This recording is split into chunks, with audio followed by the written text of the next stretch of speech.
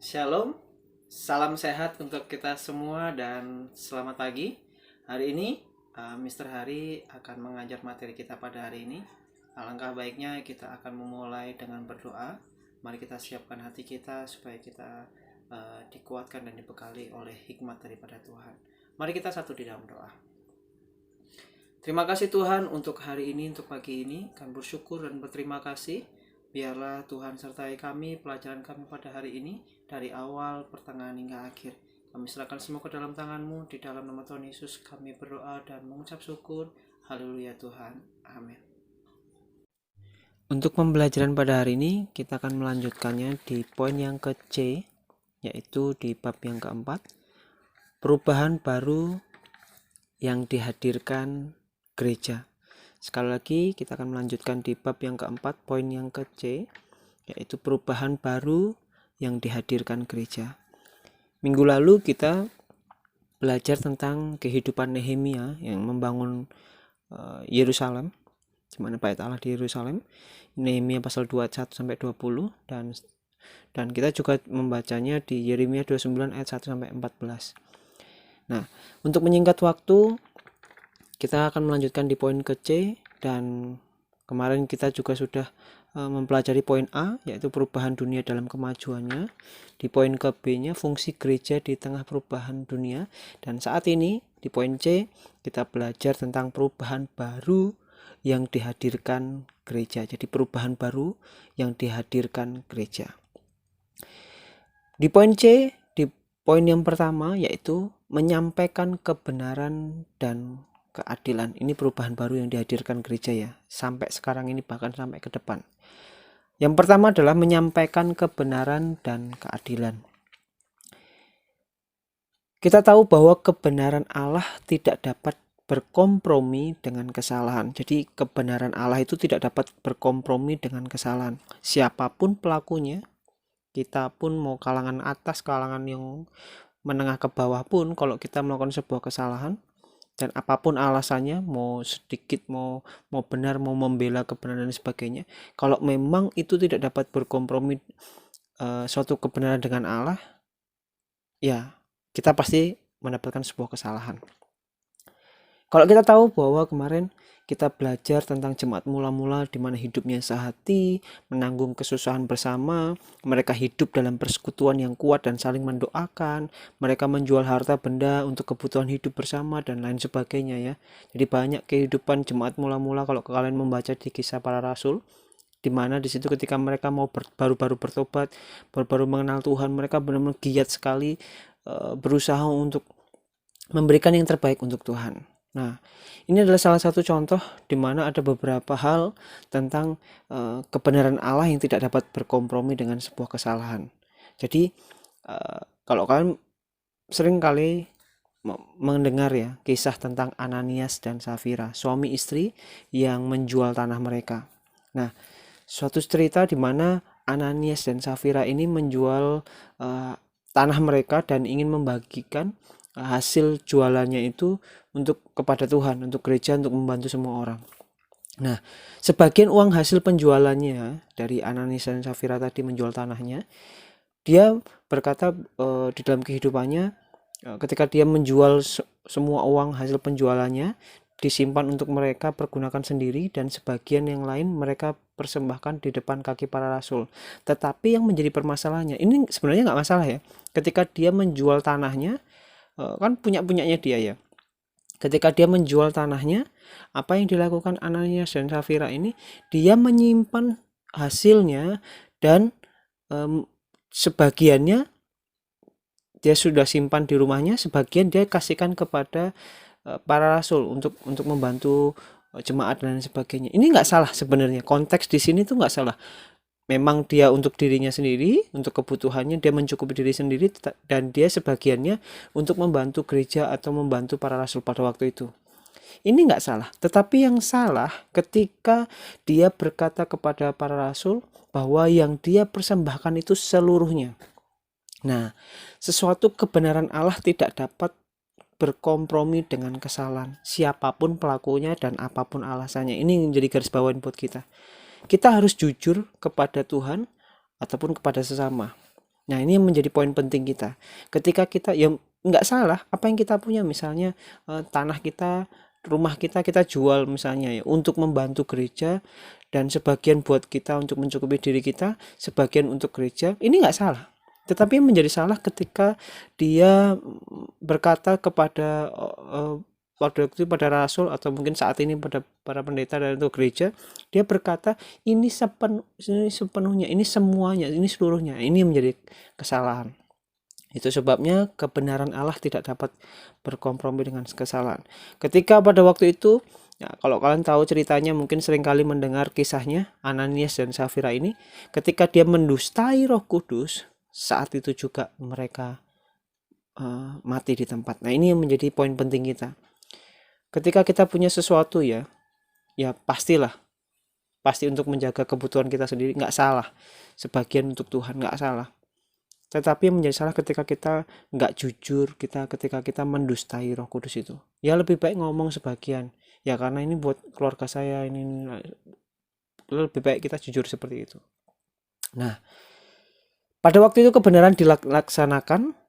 Jadi pada waktu kebenaran dilaksanakan, keadilan juga terpenuhi. Jadi Allah tidak kompromi dengan dosa. Kebenaran dan keadilan selalu berjalan bersama. Jadi kebenaran dan keadilan selalu berjalan bersama. Allah itu adil kepada semua orang. Yang berdosa mendapat hukuman, dan yang tidak berdosa Tuhan juga memberkati kita. Jadi Allah itu adil. Allah juga mengasihi semua orang yang mengasihinya. Ini menjadi poin penting kita. Memang tidak mudah menyatakan kebenaran dan keadilan dalam pergaulan. Nah, kita sebagai anak Tuhan, sebagai orang Kristen, kita harus berkata benar dan tidak menyembunyikan kesalahan. Ini menjadi poin penting kita, bahwa sebagai anak Tuhan, sebagai orang Kristen, kita harus berkata benar dan tidak menyembunyikan kesalahan.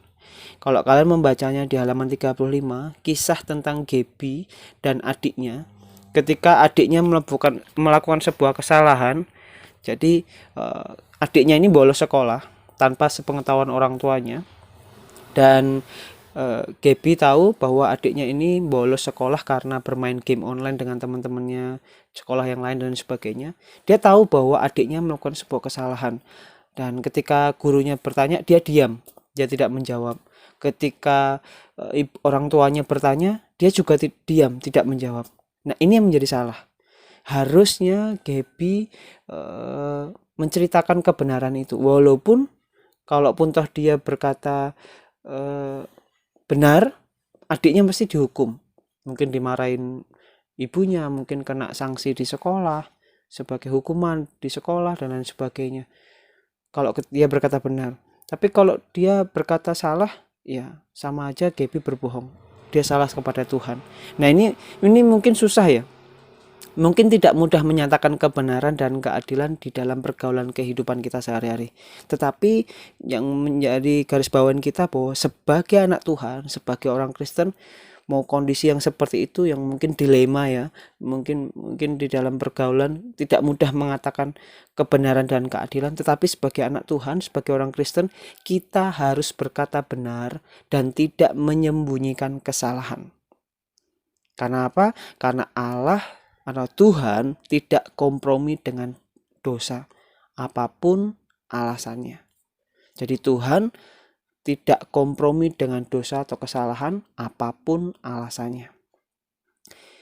Lebih baik kita berkata jujur walaupun hancur ya. Jadi banyak kadang kata-kata seperti itu ya, jujur tapi hancur. Lebih baik kita jujur, plong perasaan kita, daripada kita unek-unek di dalam hati kita. Lebih baik kita ngomong apa adanya, yang penting selesai. Kita mau belajar seperti itu. Jadi berkata benar dan tidak menyembunyikan kesalahan. Itulah dimana di dalam kehidupan kita, bahwa kita harus menyatakan kebenaran dan keadilan walaupun itu susah di dalam pergaulan atau kisah hidup kita, baik di keluarga, di masyarakat, dan dimanapun kita berada. Tetapi kita harus menyatakan kebenaran dan tidak menyembunyikan kesalahan apapun, karena Allah tidak kompromi dengan dosa, apapun alasannya. Lanjut poin yang kedua, di poin C ini. Yang kedua adalah meningkatkan kesejahteraan orang. Meningkatkan kesejahteraan umum ya. Di poin yang kedua, kita tahu bahwa kesejahteraan masyarakat ditentukan oleh kesejahteraan anggota masyarakatnya. Jadi kesejahteraan masyarakat ditentukan oleh kesejahteraan anggota masyarakatnya. Seorang pemimpin termasuk Pak Presiden Jokowi di dalam pemimpinannya, bahwa Pak Jokowi ini kalau dinyatakan kesejahteraan masyarakatnya bagus, ya dalam setiap anggotanya atau masyarakatnya atau rakyatnya, ya dia kesejahteraannya dicukupi atau merasa baik-baik. Nah, ini menjadi poin penting kita, bahwa gereja juga bertanggung jawab memperhatikan kesejahteraan umum dalam masyarakatnya atau di dalam anggota gerejanya. Sama halnya seperti tadi, seorang pemimpin kalau tahu bahwa bangsanya atau rakyatnya itu bagus kesejahteraannya, ya dilihat dari kesejahteraan anggotanya. Jadi bukan pemerintahannya, bukan kekuasaannya, tetapi ya dilihat dari anggotanya apakah dia sejahtera atau tidak. Nah, kalau kita belajar tentang sebuah gereja, gereja juga bertanggung jawab memperhatikan kesejahteraan umum dalam masyarakat. Nah, ini menjadi poin penting kita. Gereja atau hidup kita sendiri bertanggung jawab memperhatikan, karena kita kan juga dikatakan sebagai gereja ya. Jadi kita juga bertanggung jawab memperhatikan kesejahteraan umum, yaitu di sekeliling kita atau sesama kita. Gereja tidak hanya mementingkan pelayanan rohani dalam gereja, tetapi juga kegiatan sosial dalam masyarakat. Jadi enggak rohani terus dia lakukan, atau rohani saja yang dia kerjakan, pelayanan dan sebagainya. Tetapi bukan hanya itu saja, tetapi kegiatan sosial dalam masyarakat. Nah, apa saja sih dalam kegiatan sosial di dalam masyarakat atau gereja ini tugasnya atau perannya? Nah, kita tahu bahwa gereja dapat menerapkan kasih nyata kepada semua orang. Bukan hanya orang gereja di dalam gereja itu sendiri, tetapi di luar gereja dengan gereja yang lain atau dengan orang-orang yang di luar Tuhan dan sebagainya. Beberapa contoh yang dilakukan gereja dalam rangka untuk meningkatkan kesejahteraan umum. Salah satunya yaitu mendirikan rumah sakit atau klinik. Ya, banyak sekali ya rumah-rumah sakit yang di sekitar di Pulau Bali ini yang atas nama gereja yang membantu, yang mendanai dan sebagainya. Atau mungkin di luar Bali juga banyak sekali bahwa rumah sakit atau klinik pun gereja yang mendirikan. Nah, ini bagus sekali. Yang kedua, ikut serta dalam kegiatan penghijauan lingkungan. Nah, ini bukan hanya rumah sakit tentang kesehatan, tetapi tentang penghijauan, tentang alam, tentang ini banyak, bagus sekali ya. Ada beberapa gereja juga yang mesti perhatikan, bukan hanya rumah sakit, tetapi ada kegiatan-kegiatan lingkungan, penghijauan, menanam dan sebagainya. Itu bagus sekali. Nah, yang ketiga, contoh yang ketiga, mengadakan pemeriksaan dan pengobatan gratis kepada masyarakat. Nah, banyak ya, kayak misalnya baksos-baksos yang dilakukan, PMI, donor darah dan sebagainya, dan masih banyak lagi kegiatan-kegiatan baksos, bakti sosial kepada panti-panti dan lain sebagainya. Oh, masih banyak lagi. Nah, yang keempat, penyuluhan dan pelatihan pertanian. Nah, ini seringkali juga terjadi. Yang kelima, seminar tentang cara mengolah keuangan dalam keluarga. Nah, manajemen keuangan. Ini juga ada beberapa seminar tentang keluarga, keuangan keluarga dan sebagainya. Keenam, pelatihan keterampilan dan prakarya kepada ibu rumah tangga. Biasanya mereka-mereka yang nggak bekerja diberi keterampilan supaya mereka dapat bekerja di rumah, dapat menghasilkan uang, membantu ke ekonomi keluarga. Banyak lagi ya beberapa contoh tentang informasi pekerjaan melalui warta jemaat atau papan pengumuman di gereja dan seterusnya. Mungkin kalau tidak ada warta jemaat, mungkin anggota satu dengan anggota yang lain, mereka yang mampu, mereka bisa membantu atau mendorong jemaatnya supaya jemaat yang mungkin baru lulus sekolah mereka dapat bekerja. Ada masih banyak hal di mana di poin kedua ini, meningkatkan kesejahteraan umum, peran gereja sangat diperlukan. Jadi kalau kalian, hidup kalian, di dalam kehidupan kalian harus mengerti tentang peran gereja ini. Bagaimana meningkatkan kesejahteraan umum. Kalian yang mungkin berada di kalangan menengah ke atas, kalian mungkin orang-orang sukses di keluarga kalian, coba bantu bertanggung jawab di dalam kesejahteraan umum ini. Mungkin ada teman kalian, mungkin ada orang-orang sekitar kalian yang membutuhkan pekerjaan tadi, info lowongan dan sebagainya. Hal yang mungkin sederhana tapi bisa membantu. Atau mungkin kalian nanti sukses mendirikan rumah sakit. Nah, itu kan tanggung jawab kalian. Gereja bukan hanya berbicara tentang gedung saja, tapi diri kita sendiri sebagai anak-anak Tuhan. Oke, yang ketiga di poin ke C, yaitu mencerdaskan kehidupan bangsa. Dalam rangka mencerdaskan kehidupan bangsa, gereja terlibat dalam dunia pendidikan. Ini menjadi poin penting kita. Yang ketiga, bahwa gereja terlibat di dalam dunia pendidikan. Pendidikan sejak mula telah dimulai dalam keluarga dan dalam bidang keagamaan. Kalau kalian membaca di kitab Ulangan atau kitab Kejadian dan lain sebagainya, di bangsa Israel itu sudah memberikan contoh yang terbaik, bahwa pendidikan formal kepada anak-anaknya sejak kecil dia didik, sejak kecil anak-anaknya itu dia ajari dengan mengajarkan Taurat. Itulah nilai-nilai pendidikan. Jadi dari kecil mau dimanapun tempatnya, anak-anak Israel itu yang sejak kecil mereka ditanamkan dengan pendidikan, khususnya pengajaran tentang Taurat, sesuatu yang benar kepada Tuhan. Nah, ini adalah kewajiban keluarga dan tokoh-tokoh agama. Jadi sejak kecil laki-laki Yahudi telah masuk ke dalam kelompok pendidikan berdasarkan usia. Mereka wajib mempelajari Taurat. Pendidikan itu diberikan dalam kelompok-kelompok kecil di rumah-rumah. Kalau mungkin saat ini komsel-komsel ya. Nah, setelah berusia 12 tahun, seorang anak laki-laki berhak atau boleh duduk di bait Allah untuk mendengarkan pengajaran. Pendidikan sejak dahulu justru dimulai dengan pendidikan agama. Nah, ini yang menjadi poin penting kita, bahwa gereja juga di poin kecil di mana ada perubahan baru yang dihadirkan gereja, salah satunya mencerdaskan kehidupan bangsa. Dari kecil mereka ditanamkan nilai-nilai pendidikan, khususnya bukan hanya nilai-nilai umum saja ya, kepintaran, matematika, bahasa Inggris dan sebagainya, tetapi dalam bidang keagamaan mereka juga penting. Karena dasar dari semuanya itu adalah takut Tuhan. Nah, bangsa Israel sudah menjadi contohnya. Sejak kecil mereka ditanamkan, diajarkan nilai-nilai keagamaan. Gereja mempunyai tugas memberi pengajaran Alkitab yang benar kepada anggotanya agar dapat dilaksanakan dalam kehidupan sehari-hari. Kalau kalian perhatikan, ada gereja-gereja yang dimana kegiatannya atau programnya mengajarkan katekisasi sebelum mereka dibaptis.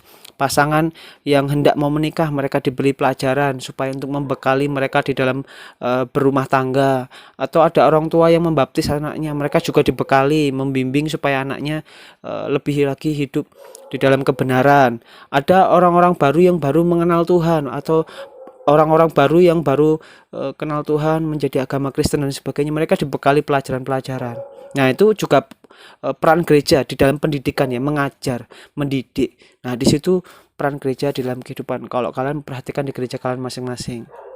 Nah, ada juga pelayanan kategorial yang berdasarkan kelompok anak, misalnya sekolah minggu, remaja, ada pemuda, pemudi, pria dewasa, kaum pria, kaum wanita, ada wanita dewasa, ada keluarga, atau ibadah lanjut usia dan lain sebagainya. Masih ada beberapa hal.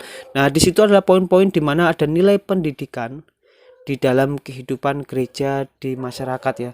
Jadi peran gereja ini cukup bagus sekali ya. Kalau kita tadi melihat bahwa yang pertama tadi, bahwa Allah tidak kompromi dengan dosa. Jadi mau nggak mau, di mana di situ kita diajarkan supaya kita berkata benar dan tidak menyembunyikan kesalahan. Dan yang kedua, kita diajarkan gereja juga bertanggung jawab untuk memperhatikan kesejahteraan umum, yang mendirikan rumah sakit, penghijauan dan lain sebagainya. Dan yang ketiga ini yang cukup menarik sekali ya, di mana gereja juga punya peran penting mencerdaskan kehidupan bangsa di dalam nilai-nilai pendidikan. Bukan hanya secara IQ tentang pengetahuan umum, tetapi nilai keagamaan atau pendidikan agama juga diterapkan, supaya kita sadar bahwa kita manusia, kita butuh Tuhan. Kita manusia, kita perlu pertolongan Tuhan. Kita manusia, salah satunya kita mendapatkan pelajaran-pelajaran di gereja ataupun di sekolah dan lain sebagainya, di mana kita ditanamkan bahwa nilai-nilai rohani itu harus tertanam dalam hidup kita, bahwa kita memerlukan Tuhan, kita perlu kasih Tuhan, kita perlu sesuatu yang terbaik daripada Tuhan, dan kita juga bisa memberikan yang terbaik juga kepada Tuhan. Dan yang keempat, yang terakhir, menciptakan persatuan dan kesatuan. Nah, anggota gereja terdiri atas berbagai latar belakang, Kalau kalian perhatikan itu, bahwa anggota gereja di sekitar kita juga anak-anak Tuhan itu berbagai latar belakang, etnisnya, sukunya, budayanya, atau mungkin kehidupan tingkat pendidikannya. Mungkin mereka ada yang sekolahnya sampai SD, ada yang sekolahnya sampai SMP, ada yang mungkin sampai SMA, ada mungkin juga yang sudah kuliah dan sebagainya. Cara berpikir mereka kan berbeda-beda, cara menangkapnya juga berbeda-beda. Kalau misalnya diajarkan pengetahuan atau mungkin pendidikan seperti tadi, atau mungkin khotbah-khotbah, mereka cara menangkapnya berbeda. Ada yang kalau mereka yang kuliahan diajarkan dengan A saja sudah ngerti. Nah, ada yang harus dijelaskan B, C, D, E baru mengerti. Ada yang sampai Z baru mengerti. Nah, ini ada perbedaan latar belakang, etnis, suku, dan budaya. Karena Indonesia ini kaya akan beragam macam budaya ya. Apalagi suku-suku di Indonesia cukup banyak sekali. Bahkan latar belakang etnis pun juga banyak. Jenis pekerjaannya juga berbeda-beda. Lingkungan masyarakat yang berbeda dengan status sosial yang mereka berbeda-beda. Nah, di sini perlu peran penting gereja. Di mana gereja yang keempat ini adalah menciptakan persatuan dan kesatuan. Gereja harus menjadi pemersatu bagi berbagai latar belakang tersebut, baik etnis, suku, budaya, mau tingkat pendidikan, jenis pekerjaan, lingkungan, dan apapun itu bentuk sosial dan lain sebagainya. Jadi gereja yang keempat ini harus menjadi pemersatu bagi atau berbagai latar belakang tersebut. Kita harus atau gereja harus melayani semua lapisan masyarakat tanpa membeda-bedakan.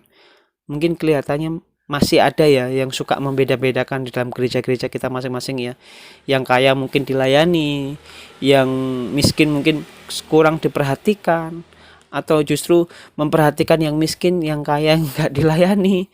Kadang ya sudah percaya bisa, atau mungkin mereka yang berpendidikan tinggi kadang tidak dilayani ya, fokusnya kepada mereka-mereka ini. Kadang seringkali seperti itu ya, bahwa masih ada perbedaan di mana gereja seringkali melayani kepada lapisan-lapisan masyarakat tertentu. Nah, tetapi yang menjadi poin penting kita, kalau kalian sudah tahu kebenaran ini, bahwa gereja harus melayani semua lapisan masyarakat tanpa membeda-bedakan. Apalagi kita diajarkan di nilai pendidikan Pancasila dan kewarganegaraan di poin yang kedua, bahwa kemanusiaan atau sila yang kedua yaitu kemanusiaan yang adil dan beradab. Kita tidak boleh membeda-bedakan status, gender, apapun bentuknya, dan kita tidak boleh membeda-bedakan apapun kelasnya, mau dia pintar mau tidak, mau apapun statusnya, mau dia miskin atau kaya. Kita tidak boleh membeda-bedakan itu, maupun suku ini, suku A, tidak boleh membeda-bedakan seperti itu, atau mungkin etnis atau budaya mereka seperti ini dan seperti itu. Kita tidak boleh membeda-bedakan. Itu sebabnya dengan cara seperti itulah semua anggota gereja dapat merasakan kasih dan pelayanan yang sama, sehingga terbangun kesehatian yang sesungguhnya. Dinilai atau pelajaran pendidikan Pancasila dan kewarganegaraan, apalagi kita sebagai warga Indonesia, kita sudah menerapkan nilai yang kedua atau Pancasila yang kedua, yaitu kemanusiaan yang adil dan beradab. Di situ kita bisa menjadi berkat. Indonesia butuh kalian-kalian, Indonesia butuh generasi-generasi kalian, di mana kalian yang pertama tadi di dalam perubahan baru yang dihadirkan gereja, kalian harus menyatakan kebenaran dan tidak boleh menyembunyikan kesalahan. Belajar itu walaupun itu susah. Tadi dikatakan bahwa memang tidak mudah menyatakan kebenaran dan keadilan, tetapi kita harus berkata benar dan tidak menyembunyikan kesalahan. Yang kedua, sebagai generasi-generasi anak-anak Tuhan milenial sekarang ini, kalian harus mempunyai misi visi, yaitu meningkatkan kesejahteraan umum. Kalian juga bertanggung jawab memperhatikan kesejahteraan umum dalam masyarakat. Siapa tahu kalian sukses, kalian jadi seorang yang diberkati Tuhan. Jangan lupa mendirikan rumah sakit atau klinik atau penghijauan, hal yang sederhana, penghijauan ya, kalian belajar menanam dan sebagainya untuk penghijauan supaya negara kita lebih segar dan sebagainya, tidak terlalu tropis dan sebagainya. Nah, atau mungkin kegiatan-kegiatan sosial kalian ikuti, walaupun mungkin tidak bisa menjadi sponsor, kalian mungkin bisa membantu atau dengan kegiatan hal yang sederhana yang kalian bisa lakukan. Dan yang ketiga, sebagai generasi anak-anak Tuhan, kalian di dalam mencerdaskan kehidupan bangsa, di dalam nilai pendidikan, kalian serius belajar saja, itu sudah membuktikan bahwa kalian sudah melakukan poin yang ketiga ini, yaitu mencerdaskan kehidupan bangsa. Dan lebih lagi nanti kelak kalian, mungkin siapa tahu di antara kalian juga menjadi pelayan-pelayan gereja, baik seminar, baik menjadi panutan buat mereka-mereka yang membutuhkan di dalam nilai pendidikan. Dan yang keempat, sebagai generasi anak Tuhan, kalian harus menciptakan persatuan dan kesatuan. Jangan sampai membeda-bedakan, baik semua lapisan, baik masalah latar belakang etnis, suku, budaya, atau tingkat pendidikannya, jenis pekerjaan, lingkungan, dan status sosial, dan apapun itu bentuknya. Itu saja yang dapat Mister berikan, supaya kasih Tuhan nyata atas kehidupan kita, di dalam setiap aktivitas kita, dan kita terbangun atas kesatian yang sesungguhnya. Tuhan Yesus memberkati, dan jika ada pertanyaan, kalian dapat WA kepada Mister secara pribadi. God bless you. Nah, hari ini kita tadi sudah menyelesaikan materi kita pada hari ini. Alangkah baiknya kita juga akan mengakhirinya dengan berdoa. Tetap semangat ya. Mari kita satu di dalam doa. Terima kasih Tuhan, untuk hari ini kami bersyukur dan berterima kasih karena Tuhan sertai kami. Apapun yang kami pelajari Tuhan, materi kami pada hari ini, biarlah Tuhan yang akan memberi kami hikmat dan kekuatan lebih lagi. Berkati untuk kedua orang tua kami, lebih lagi biarlah kasih-Mu dan kebaikan-Mu senantiasa ada buat kami semua. Terima kasih. Di dalam nama Tuhan Yesus kami berdoa dan mengucap syukur. Haleluya Tuhan. Amin. Tetap semangat. See you next time. God bless you all.